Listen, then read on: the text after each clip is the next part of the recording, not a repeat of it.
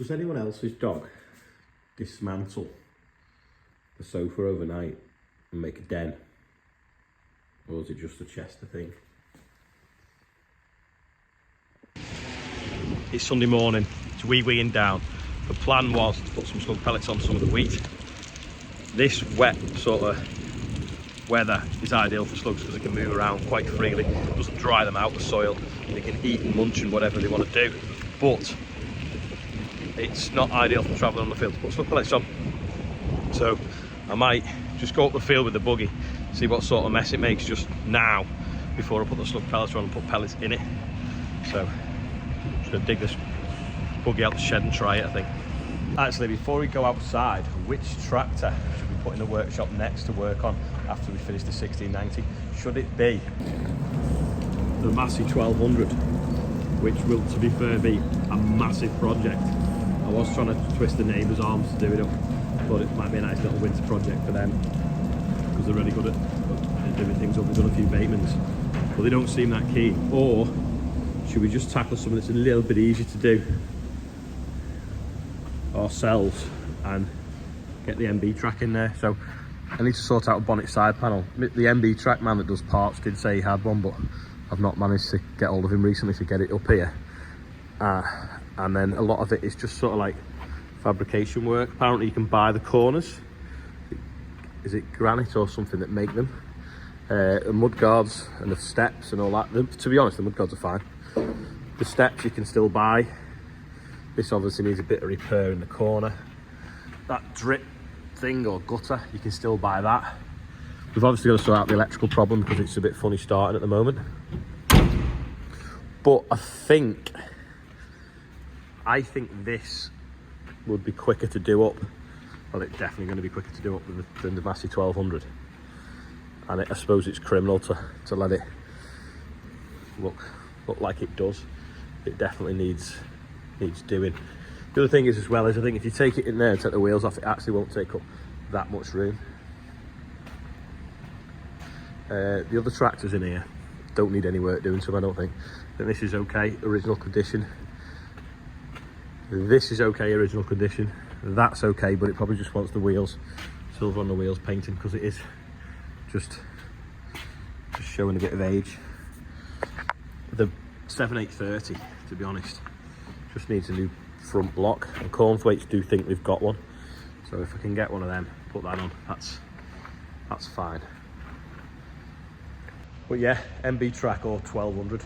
What do you think? Oh, in fact, there's the Cropmaster. Cropmaster needs doing, doesn't it? That's in neglect, I suppose. After I finished last night, Rob did a little bit more work on the 1690. Mainly, he obviously put inlet manifold on. These are heater plugs which actually inject diesel in. Sorry, let me just clean the lens. That's to inject diesel in as well. He's put the rocker covers on as well. So the engine really just needs oil. Sort out the pipe work for the steering so that it could be started, and obviously the radiator and the cooling on it, which I can't remember when it overheated. We took the radiator off when we sort of dripped it down, and I can't remember whether we took it to have it recorded and checked or we haven't yet. Maybe Rob or my dad will remember. It was when we were sort of busy combining, so I'm not sure if it's been done, but that obviously wants checking as well. But yeah, it's nearly ready to start, to be honest. Andrew's started the Zerion up this morning. I started it yesterday so that people could hear it, the sound of it, and he's going to take it for a run around the block, give it a good charge. Bit of smoke out of it there. It sounds better from a distance. It must be because the exhaust's so high when it comes out.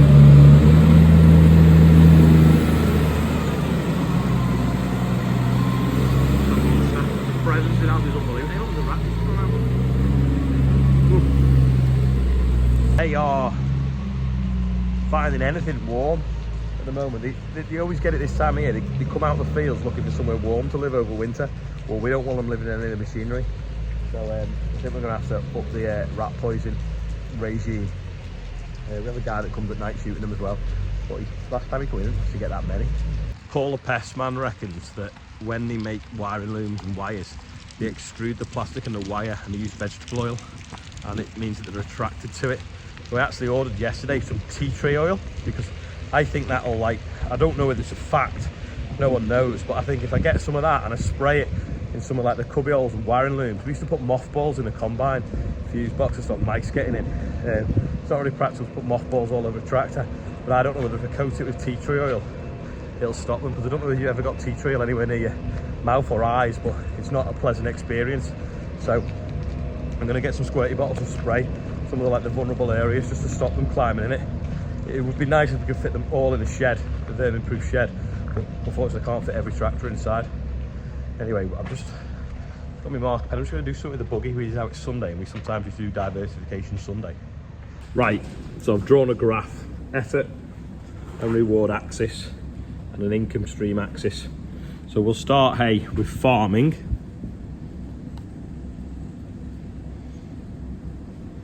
So we've got here, we'll start with effort. There's the bar chart for effort. And then this is the reward, although it can sometimes go that way. So we'll put E and R. Then let's see, office space.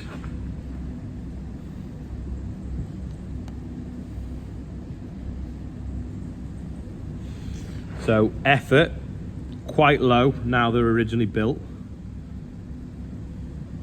and there's just a little bit of ongoing maintenance, but the reward is up there. So we've got R and E. Then what else? So we've got, I'll do the motorhomes although they've gone, but it'll just show you.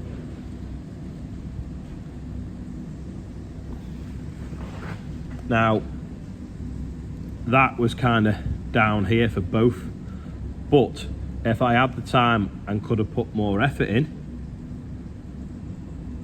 then the reward would have been up as well. So that was just one of the reasons it just didn't fit, so that's why they've gone. Another diversification I have is the small animal hotel.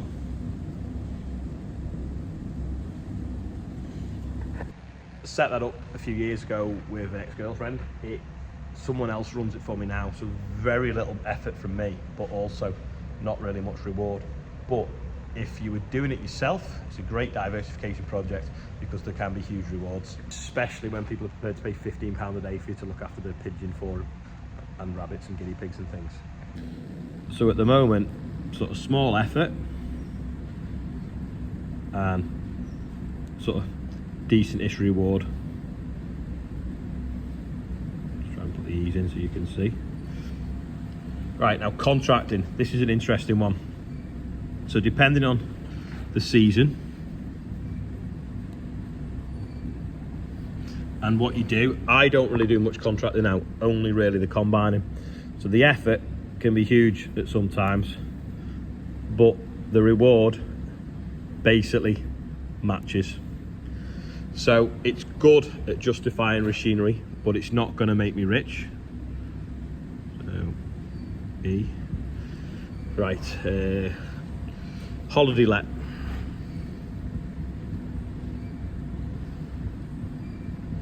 Now, this, effort wise, it's kind of there, but the reward can be up there. But you're dealing with the general public that can be fantastic or idiots, basically. This week's guest, last week's guest, brilliant. 2 or 3 weeks ago, idiots wrecked the place, didn't they, you see? But the good thing about the holiday let is it's buying the farmhouse that it's at, and it's paying a mortgage on the farmland at the same time. But it was a huge risk buying it, but it's paying off as long as the holiday market stays where it is. I don't just think though it's just down to the fact of COVID and UK holidays. I actually think it's because it's a big house, it can fit a lot of people in, and there's not that many of them. Being close to Liverpool, close to Manchester, that really helps because they can come and it's not just a farm stay. It appeals to all sorts of different people from all sorts of different walks of life. Another income stream is YouTube, or as you know Joe Seals, YouTube. Effort. Now, I've put that really low and the reward quite high. The reason the effort is low is because I enjoy doing it, and it's like a hobby. And if you enjoy doing something, it's not really working. So that means anything that it pays is basically a reward. So I put that a really good mix. It is tiring doing a video every day. I don't like editing. I try and edit as fast as I can. That's why I'll do it every day, because if you leave it a few days, the editing gets more difficult. So, but it's, you know, it's an income stream now to the farm. It helps pay for the, well, it completely pays for the sprayer and some of the tractors in this shed. I could pay it myself, not put it into the farm, but I just get taxed on it. So it may as well go into the farm, because the farm needs it, because after the dry weather we had in June, we need to pull a bit back. So solar panels, effort, very little. Bought them in the first place, paid off the loan, just leave them on the roof and they earn money. But now, because of the cost of electric, they're also saving us even more money. So they're just getting better and better by the day. Wood chip recycling, effort and reward. Lots of effort, because it means we have to run and maintain a chipper. The reward, pretty similar to the effort, but it gives us work all year round and means that we can keep everyone busy and carry the staff through the winter. So we're generating a cash flow basically all year round. That's the reason for the wood chip. I think I've kind of got the scale a bit mixed up. I'm trying to do it right, but dog field, effort, dealing with the public, absolute nightmare. Reward, pretty decent, but it's very level. Again, it's more of a steady cash flow, but it takes up so much of Charlotte's time, because 50% of the customers are absolutely stupid. If you're watching and you're one of the customers, you're one of the good ones because you watch these videos. But a lot of them, oh my God, you would not believe the phone calls and the hassle and that. If you think it's easy money, then you obviously are really good with dealing with the general public. But I don't even want to start. It winds me up. I don't know how Charlotte does it, but she manages all that, and it's so difficult. Next one is the merch. Now, very low down, and basically because we have to carry that much stock, doesn't really make anything. But people were asking for it, so there it is. Now, maybe one day it will start to actually make a bit of a profit, because it will all be carried differently. You know, the stock levels will get steady. But it's just, I don't know, I suppose it's advertising. It probably make the YouTube Pro, who knows. I think there's 12 on there. There's another couple, but house lets, so bit of effort because the tenants always want someone else doing. But the reward's pretty good because eventually the houses will be paid off and they'll be a decent asset. So that's just a few of the things for the diversification that help you justify buying a new car. Just driven on a little bit just to see what kind of footprint it's making. It's not too bad, but this just a little bit slug grazed. This headland's always a bit wet. Don't know whether, yeah, it's a bit wet. I think we might have to leave it till it dries a little bit, perhaps. It's just in places. It's just a little bit chewed by slugs. Time to do the birthday bumper, but I'm going to do it on the buggy because it's easy. So here it is. Firstly though, can you believe £14,000 just from reading out people's birthday names for the air ambulance? Amazing. So Lucy Hudson tipped it over, well, the family did, for that, over the 14,000. We've got Bobby Pugh, Flynn Hanley, someone else that's 12, as is Lucy. Jeanette Mackay or McKay, I'm not sure. Connor Mack, I think that's pronounced right. Nina Kay, Chris King, Thomas Greenhow, Wendy that works for me as well, and James Hudson as well. So 2 Hudsons today, randomly. But yeah, happy birthday everyone on there. Been quite useful actually, the buggy's bonnet today, because obviously I did all the graphs on it before. Thanks for watching today. Don't forget, if you've not subscribed, it doesn't cost you anything to subscribe. You can actually though subscribe to YouTube, where you don't even see any adverts and you just see just pure content from everyone without any adverts. But that's a different kind of subscription. But just to subscribe to a channel, you don't have to. And also you can press a bell notification so that when we put a video up, it comes on live. You know, don't forget the Real Country File is also out on a Sunday, so that's out now. I'll put a link below it. But thanks for watching today. Not a lot of farm work going on. But loads of people were asking where Diversification Sunday had been. Loads of people were asking how I could justify buying myself a new car. So that was just a little bit about how I could do that anyway. So thanks for watching, and I'll see you all tomorrow when normal business will be resumed, because it's a Monday.